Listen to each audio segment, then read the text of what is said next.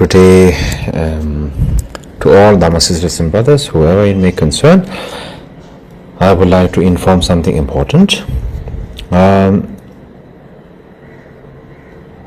It has been at least quite a while ago, in 2024, in a Sheshe monastery, in the apartment that I used to stay in the Sheshe monastery compound. From Tibet, Sheshe monastery chant master, as we call in Tibetan, Umze. His name is Umze Jigwang. He is a senior chant master. He had come to me to request to take picture and make a copy of the old iron purba that belongs to me, that was given to me directly by Khandro Lhamo, DKYR Khyentse Rinpoche's wife. In the instructions, she told me to keep it since I will be needing it and I am the rightful owner. So I had told the Lama Jigwang, the Umze, the chant master, take picture is okay. Make copy.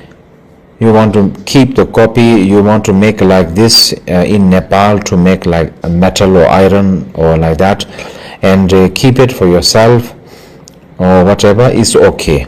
But selling like that is absolutely not permitted.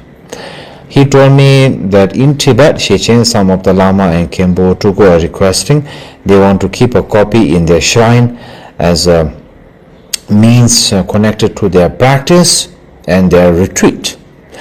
I believed him, and now my photo and my name has been going around.